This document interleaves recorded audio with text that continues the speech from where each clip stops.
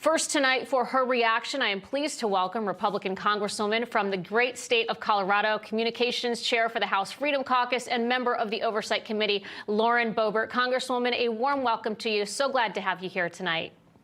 Thank you so much, Jen. And, you know, I'm absolutely disgusted at DirecTV, who's owned by AT&T, and what they've done to join the woke mob and censor conservative speech. But I do hope that, you know, the companies that do back conservatives and are there for them, like, say, Patriot Mobile, are benefiting from this because there is going to be a mass exit from AT&T.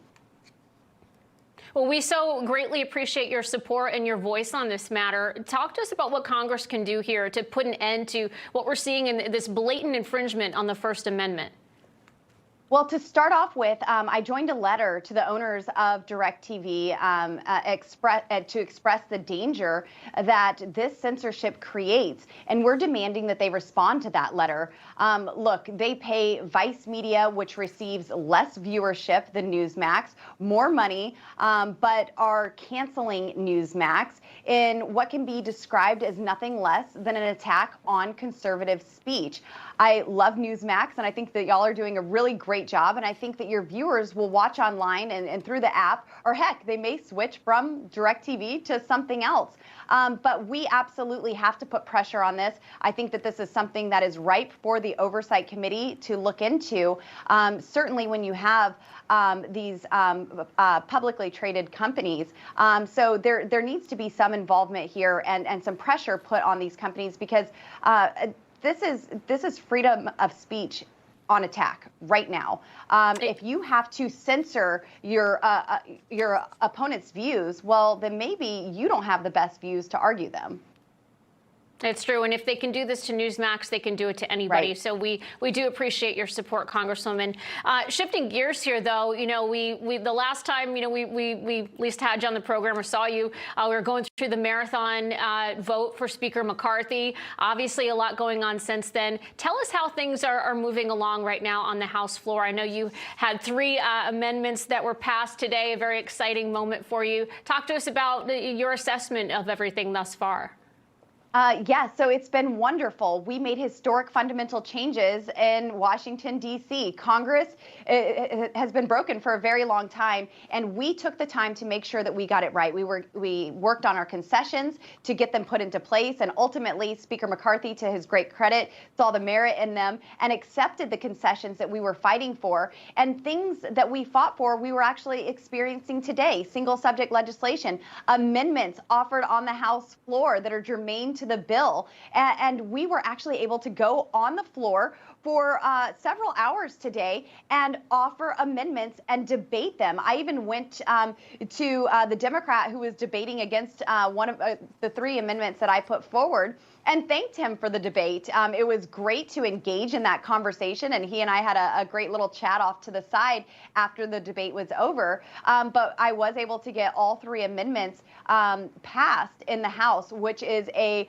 wonderful victory. And we had some other amazing victories as well. We'll be voting on the final passage of this bill tomorrow. And this is also great for our energy development in America. We are putting forward policies that are going to benefit Americans to help reduce inflation, to help make our nation more secure, to reduce the amount of oil we are pulling from the strategic oil reserves, and make sure that we have that security. And we aren't begging Iran and Venezuela and Saudi Arabia for oil. We're relying on the American roughneck to do it better and cleaner than anyone else. So it's already been a great week, and I look forward to many more victories. These concessions were well worth fighting for, and we will be bragging about them for a long time.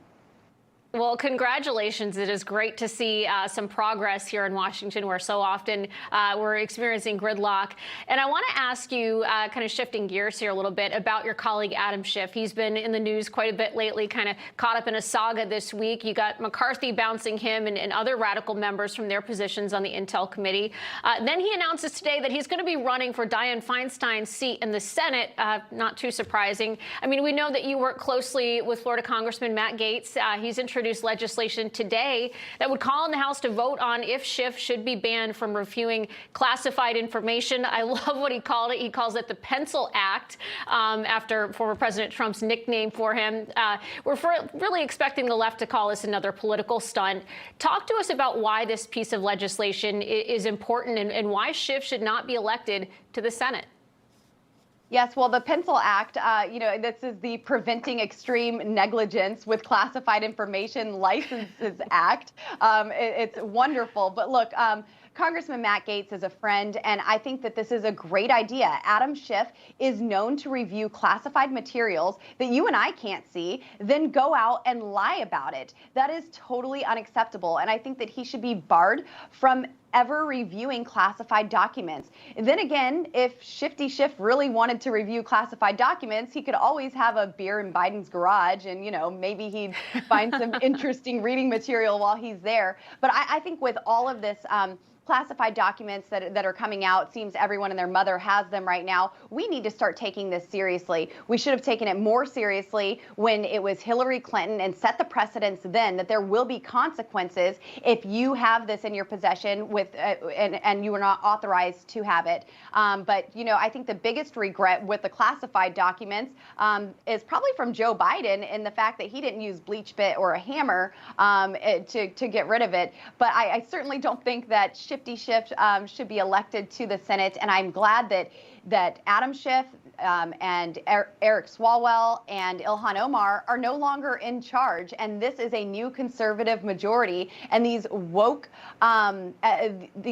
politicians have to take a back seat. And I just want to make one more point. Speaker McCarthy made it very, very clear that this was not political to remove them from their committees. This was a matter of national security. If it was political, they would not be seated on any committee, just like the Democrats did to Republicans last year. Even Ilhan Omar calling for me to be removed from my committees. So this was not political. This is a matter of national security and making sure that people who have this special security clearance are responsible with it. And a strong move in restoring trust for Americans as they look to Washington. Congresswoman Lauren Boebert, always great to see you. We'll let you go, but hope to have you back here very soon. Thanks for joining us tonight. Thank you. Standing with y'all. Appreciate it.